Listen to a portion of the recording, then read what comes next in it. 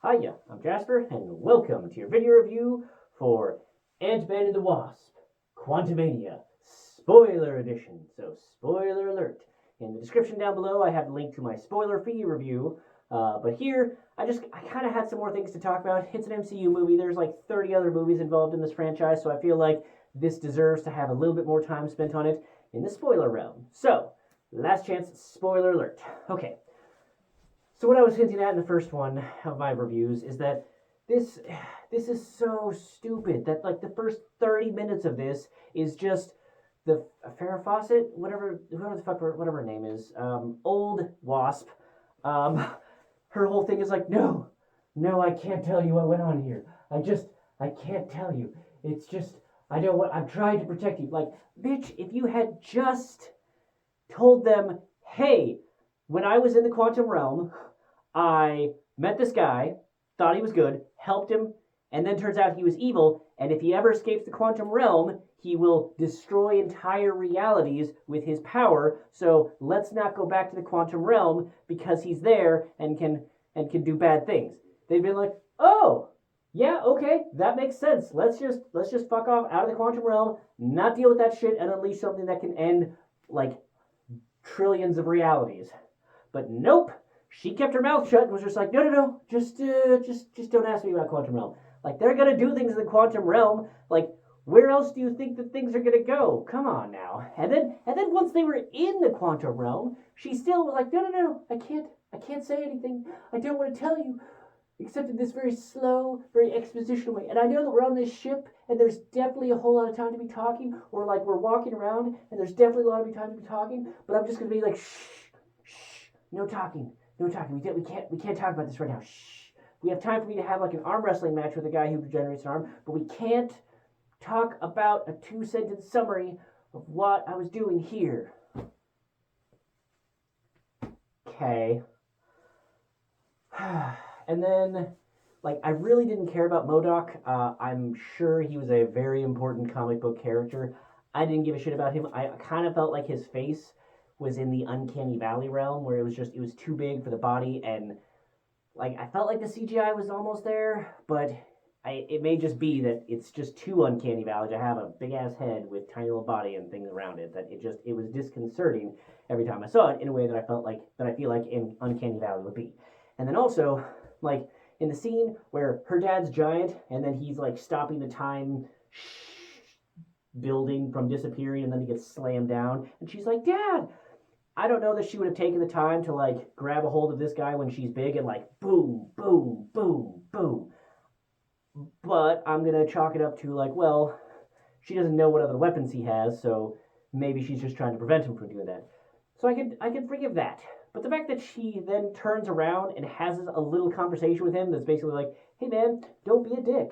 And he's like, oh, okay, that's good advice. Like, no, no, she's gonna go save her dad. She's not gonna take time to tell this guy to not be a dick. And also, like, they try and build him up, like the people are like all scared of him and like, oh, it's a mechanical organism thing, and like he's not at all intimidating. And I get that they're trying to go for like the gotcha, it's funny, but like his weaponry didn't really seem like it warranted them to be that scared of it. Like if he had been a funny character but still had like super scary weapons, fine. But he's just like a slightly abnormally proportioned but like human-ish sized person with some weapons, and there's a whole bunch of other things that are bigger and have more weapons out there. Like, is he going to take out one of those living building things? No, of course not.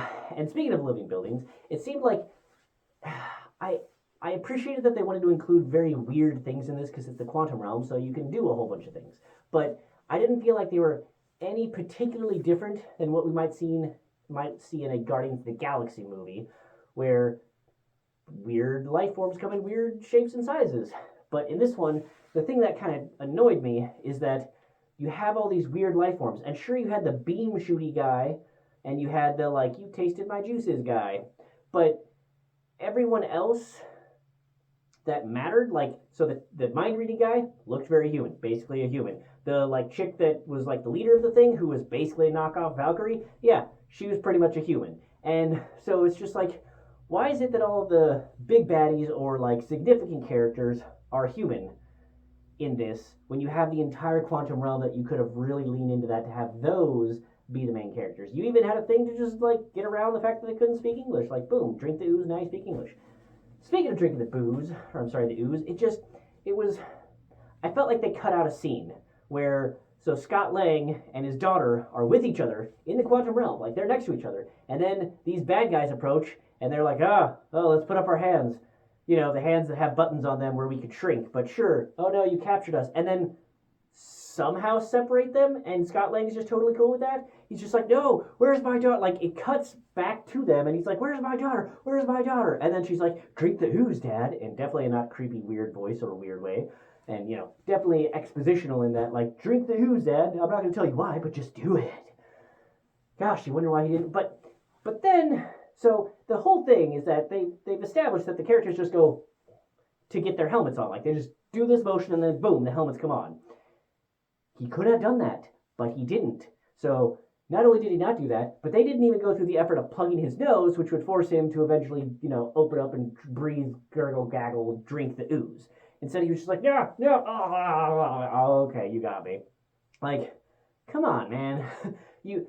It's piss poor writing is what it is. Like, if you have all these amazing powers that can shrink and grow and shrink and grow, and then you're getting captured by who knows what to do who knows what, and your daughter disappears to who knows where, and then they're trying to force something in you, like, no. The only reason you're allowing this to happen is because it advances their ability to do things. Like, if they had come out of nowhere and just like shot him with a trank gun or something when their helmets were down, sure, I could believe that, and then they like have them drink ooze before they really come to, and it's like, there you go, now you can speak our language. Hello, how's it going? But no, they have this whole dumbass sequence that doesn't make any sense with the powers and with what a logical person, even in this world, in this environment, would do.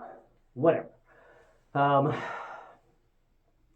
And then the other thing that I thought was just really dumb is that Kang's like, I'm going to go destroy everything with my army of awesomeness. Ha!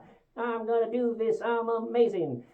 And then a bunch of infantry dudes, a couple of buildings, and one Scott Lang manages to destroy his whole army. Like, you're going to conquer the world that has, like, Thanos and whatever his, like, bitch baby with the purple hammer thing, like that guy. So you think you're going to take out all that? Like, even the like golden people could have taken him out, or the people that like form the net with their ships. Like, how is it that your one little building of troops is gonna take over the whole of the universe with, like, I get that you have magical time-shearing powers, sure, but then why do you need your troops other than to have a fighting sequence with a bunch of infantry people? It's dumb. It doesn't make any sense to me. I didn't really buy it, and I thought that it was another poorly made excuse to have the side characters still contribute. So he could have just teleported himself out of the quantum realm to begin with. Like, he made all this army just from having his suit. He could remake it once he gets out there, right? So why waste all this time and give them opportunities to take him out? So I just felt like there were some pretty big plot holes there, and those are just a couple of the ones that really stood out to me as pretty piss poor and just wacky, and just, it really hampered my enjoyment of the film. Like, Scott Lang being plucky is fine, his daughter being overly funny, like positive while all this crazy stuff is going on, fine, it's the environment she grew up in, plus it's a Lang trait, sure, fine, whatever. But yeah, there was a lot of things that it hampered my enjoyment of this film, and it just definitely felt like a transition, because the summary of this film is that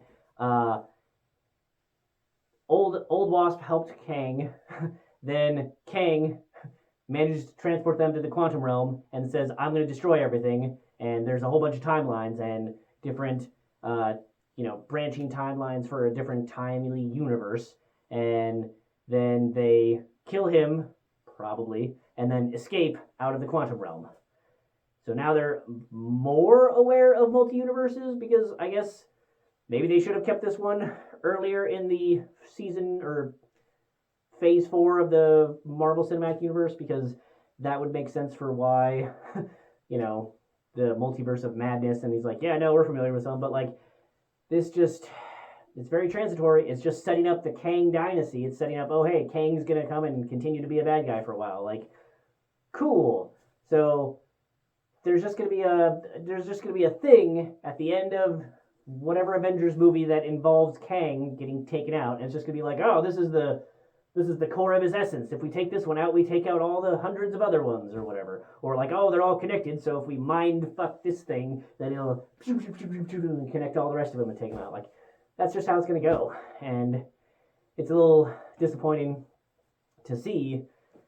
Also, the end credit sequence where there are like multiple versions of him, and it's like, this is what we must do. Like that's the voice you're going with. That's not a great voice to use, dude. I hope that one is not a main character. So yeah, just a pretty disappointing movie overall. But the CGI was fine. The overall, like, it's a part of the MCU. It's hard to give it a thumbs down unless you know are Captain America, Captain Falcon, that TV show, which was garbage. But okay, so again, barely a thumbs up because it's an MCU movie and it's Ant-Man. But like, there's no, they don't have any of his fun sidekicks in this one, and they definitely leaned more into the like this could end the universe stuff, whereas Ant-Man movies in the past were more like fun and smaller scale, if you will. But clearly, the budget on this one was pretty big, and also trying to find a seat in the theater was pretty challenging. So clearly, they leaned into the marketing and pumping this up to like, oh, multiverse of madness type of scale and size. So hope it works out. Hope it just gets better from here. But that's all I have for this one. Thanks for coming. Thanks for watching. Hope to see you in the next one. Bye.